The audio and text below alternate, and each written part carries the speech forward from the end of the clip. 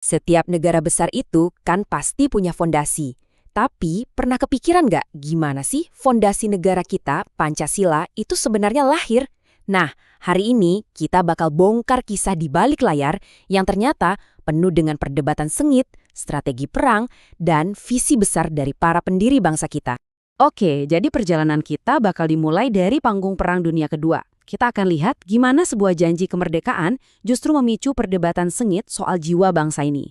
Dari situ, kita lanjut ke momen lahirnya 5 prinsip dasar yang diusulkan, sampai akhirnya disempurnakan jadi Pancasila yang kita kenal sekarang. Tapi sebelum kita jauh masuk ke sejarahnya, coba deh kita mikir bentar. Kira-kira apa ya jadinya sebuah negara kalau nggak punya dasar atau ideologi? Mungkin kayak kapal di tengah laut tapi tanpa kompas. Nah, pertanyaan inilah yang persis dihadapi para pendiri bangsa kita waktu itu. Uniknya, cerita tentang dasar negara kita ini nggak dimulai di Jakarta atau Yogyakarta. Sama sekali bukan. Justru, kisahnya berawal ribuan kilometer dari sini, di tengah kobaran api Perang Dunia Kedua. Semuanya itu berawal dari satu ledakan dahsyat di Pasifik. Waktu Jepang menyerang Pearl Harbor bulan Desember 1941, mereka itu memulai sebuah kampanye militer yang ambisius banget. Target utamanya menguasai seluruh Asia Tenggara termasuk tentunya Hindia Belanda yang kaya raya akan sumber daya alam. Dan benar aja, cuma dalam hitungan bulan, Belanda menyerah. Jepang pun masuk, awalnya ngakunya sebagai saudara tua. Tapi sambutan hangat itu nggak lama. Cepat banget berubah jadi penderitaan karena eksploitasi. Sampai akhirnya, di penghujung tahun 1944, posisi Jepang mulai terjepit oleh sekutu. Disinilah mereka mengeluarkan kartu andalan mereka, sebuah janji kemerdekaan untuk Indonesia. Tentu aja, janji itu bukan sekedar omong kosong politik loh. Buat ngebuktiin keseriusan mereka, Jepang memfasilitasi langkah konkret pertama menuju kemerdekaan. Caranya dengan membentuk sebuah badan penyelidik yang tugasnya merancang masa depan Indonesia. Dan lahirlah BPUPK atau kepanjangannya Badan Penyelidik Usaha-Usaha Persiapan Kemerdekaan. Tugasnya ini luar biasa besar, merumuskan semua yang dibutuhkan sebuah negara baru, mulai dari konstitusi sampai ke dasar negaranya. Nah, coba lihat deh komposisinya. Badan ini sengaja diisi oleh para pemikir terbaik bangsa dari berbagai macam latar belakang. Ada yang nasionalis sekuler, ada juga tokoh-tokoh agama. Ini benar-benar momen pertama kalinya mereka semua kumpul secara resmi untuk satu tujuan, mendesain sebuah negara. Oke, jadi pas sidang pertama dimulai, semua agenda lain tuh kayak dikesampingkan dulu.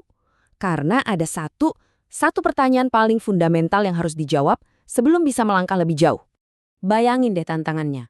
Dasar apa sih yang bisa menyatukan bangsa yang isinya ratusan suku, bahasa, dan agama, yang tersebar di ribuan pulau? Ideologi apa yang bisa diterima oleh semua kalangan, dari ujung Aceh sampai Papua? Berat banget kan? Setelah perdebatan yang alot selama beberapa hari, akhirnya pada tanggal 1 Juni 1945, seorang orator ulung yang kita kenal sebagai Soekarno melangkah ke podium. Saat itu, semua mata tertuju padanya. Dalam pidatonya yang berapi-api itu, Soekarno nggak cuma ngasih usulan biasa. Dia menawarkan sebuah filosofi, sebuah visi yang utuh. Dan beliau menamainya Pancasila, 5 sila yang diharapkan bisa menjadi jiwa bagi bangsa yang akan segera lahir. Nah, inilah 5 prinsip awal yang beliau usulkan. Pertama, kebangsaan, untuk menyatukan kita semua. Kedua, peri kemanusiaan, biar kita jadi bagian terhormat dari masyarakat dunia. Ketiga, demokrasi, untuk cara kita mengambil keputusan bersama. Keempat, kesejahteraan sosial untuk semua. Dan yang terakhir yang memayungi semuanya adalah ketuhanan yang Maha Esa. Tapi tunggu dulu, gagasan brilian Soekarno ini ternyata baru konsep awal. Pidatonya itu justru memicu diskusi yang lebih dalam lagi.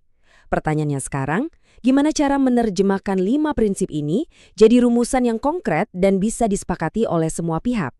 Nah, untuk tugas penting ini, BPUPK akhirnya membentuk sebuah tim kecil yang lebih fokus, semacam tim perumus gitu, yang isinya 9 orang tokoh kunci.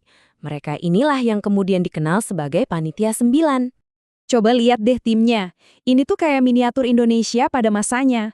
Ada Soekarno dan Hatta yang mewakili kaum nasionalis, tapi ada juga tokoh-tokoh Islam penting seperti Kiai Haji Wahid Hasyim dan Kahar Muzakir. Disinilah kompromi-kompromi besar itu dirumuskan. Dari kerja keras panitia 9 inilah lahir sebuah dokumen yang super penting, Piagam Jakarta.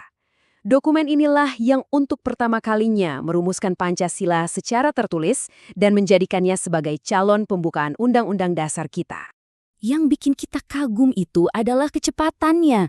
Coba deh bayangin, semua ini terjadi dalam waktu super singkat.